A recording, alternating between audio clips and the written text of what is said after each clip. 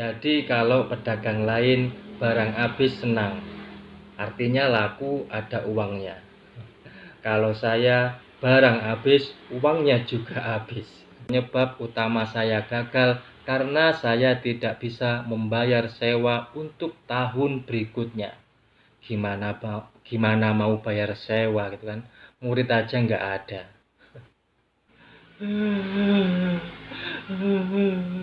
Kenapa saya nggak?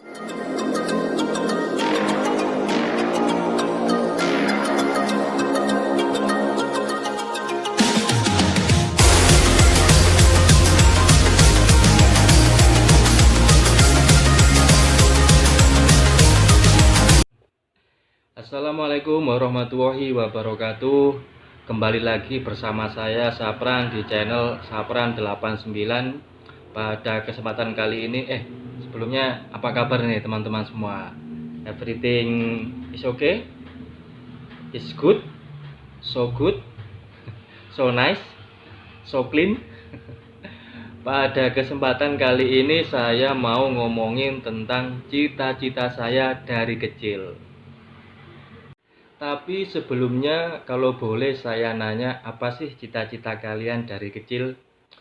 Mungkin jadi dokter, jadi guru, jadi atlet, jadi konten kreator, polisi, tentara, bekerja di perusahaan besar.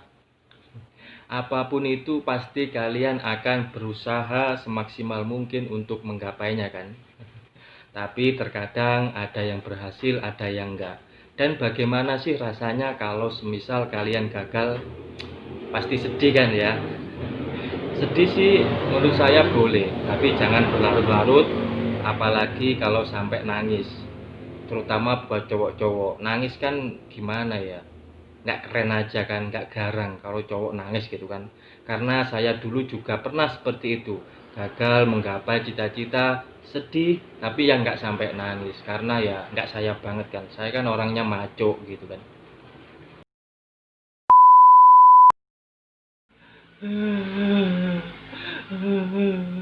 Kenapa saya nggak sukses-sukses?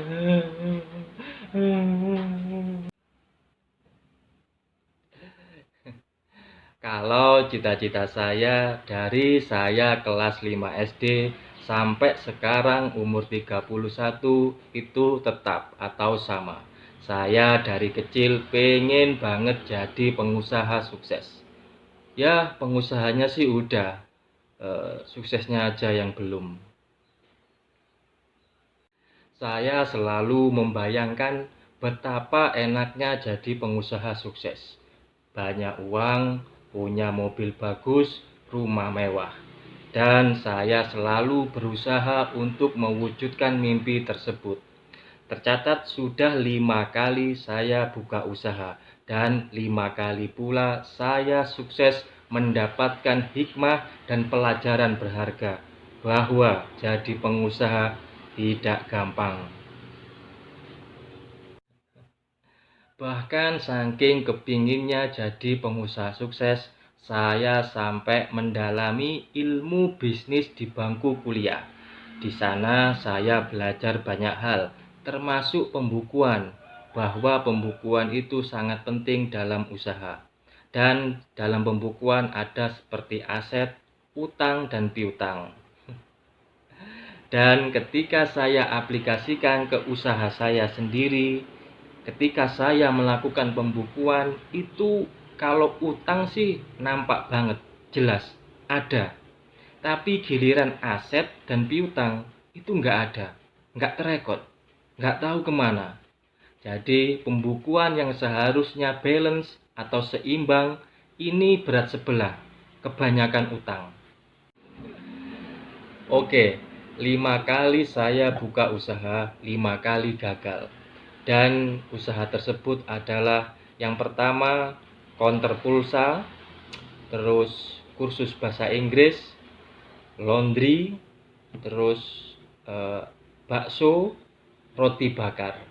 Kalau untuk modalnya sendiri itu sekitar 10, 20, 50, 60, 80, 40 juta. Bayangkan, 40 juta hilang sia-sia. Dan lebih parahnya, semua modal tersebut kebanyakan saya minta ke orang tua. Kalau dipikir-pikir, saya ini sangat durhaka ya, anak durhaka. Ya, waktu itu saya belum ada pendapatan sendiri. Jadi modal uang utama saya atau sumber modal uang paling utama ya minta orang tua. Walaupun sebenarnya orang tua saya selalu berusaha menolak ketika saya minta uang untuk usaha. Mereka tidak yakin dengan usaha yang akan saya rintis. Tapi saya tidak mau kalah. Saya selalu berusaha untuk meyakinkan bahwa usaha saya akan berhasil profit besar. Dan saya memintanya itu berulang-ulang sampai mereka bosan. Dan akhirnya mereka memberi uang. Sebenarnya orang tua saya itu nggak kaya-kaya amat, cuma pedagang di pasar tradisional. Dan ketika saya meminta uang untuk usaha, mereka selalu pinjam uang dari bank. Itulah kenapa orang tua saya ada uang untuk modal usaha saya. Mungkin dalam benak orang tua saya, aduh, sakit punya anak kok gini amat gitu kan. Nggak diturutin anak sendiri, diturutin habisin uang buat usaha ngomongnya, tapi nggak pernah sukses, gagal terus. Untung ganteng. Oke, usaha saya yang pertama adalah konter pulsa. Ini tahun 2007, setelah saya lulus SMA. Modalnya sekitar 5 juta lah. Dan kalau saya ingat-ingat, penyebab utama saya gagal di konter pulsa karena saya dibutakan oleh untung sedikit sudah berasa bos besar. Buta mata, buta hati. Dan yang terjadi adalah barang dagangan habis, uangnya nggak ada. Jadi kalau pedagang lain barang habis senang, artinya laku ada uangnya. Kalau saya barang habis, uangnya juga habis. Waktu mau belanja top up pulsa, nggak ada uang. Itu disebabkan karena saya jajannya nggak ada rem. Kebablasan. Yang seharusnya saya jajan atau main dengan uang laba, ini uang modal saya sikat juga. Saya kuras sampai titik modal penghabisan. Usaha saya yang kedua adalah kursus bahasa Inggris. Saya yang waktu itu gagal di konter pulsa, akhirnya memutuskan untuk kuliah di Malang. Di sela-sela kuliah, saya membuka kursus bahasa Inggris. Karena saya dulu pernah 3 tahun kursus bahasa Inggris. Dan saya pengen sukses seperti tempat kursus saya dulu. Banyak muridnya. Baru kursus bahasa Inggris 3 tahun aja udah sok pinter. Sok-sokan buka kursus. Hasilnya ya bisa ditebak antara gagal dan hancur. Itu di tahun 2012 ketika saya kuliah. Saya buka kursus bahasa Inggris. Dan itu modalnya paling besar, sekitar 20 juta. Minta orang tua. Meyakinkan kalau bakal sukses seperti tempat kursus bahasa Inggris saya dulu. Dan dari 20 juta itu 10 juta saya pakai untuk sewa rumah di Malang. Sisanya untuk aksesoris dan perlengkapan. Dan saya gagal atau penyebab utama saya gagal karena saya tidak bisa membayar sewa untuk tahun berikutnya. Gimana mau bayar sewa gitu kan? Murid aja nggak ada.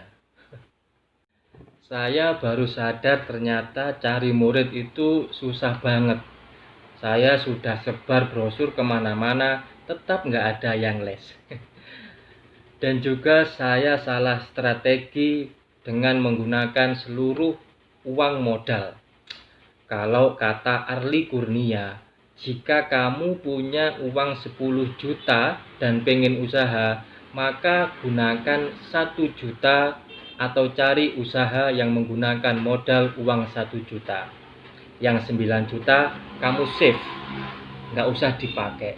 Putar uang 1 juta sebaik mungkin hingga profit.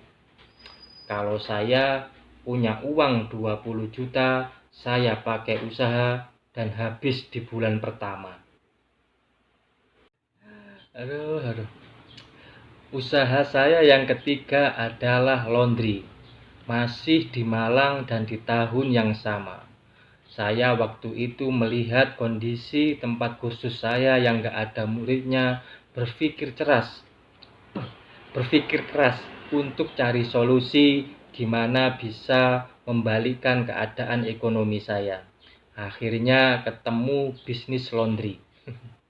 Saya yang berharap dengan buka laundry bisa membalikkan keadaan ekonomi saya, malah membalikkan saya ke dalam jurang lebih dalam, jurang hutang.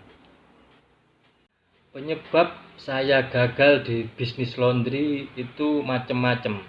Banyak komplain, baju kurang bersih, kurang rapi, baju tertukar, pelayanan jelek, pengiriman lama. Saya yang waktu itu merasa bisnis laundry itu gampang, ternyata susah dan capek banget gitu kan. Aduh, stres berat. Saya terburu-buru mengambil keputusan. Tidak punya skill, tidak punya pengetahuan. Semakin dalam menuju kegilaan.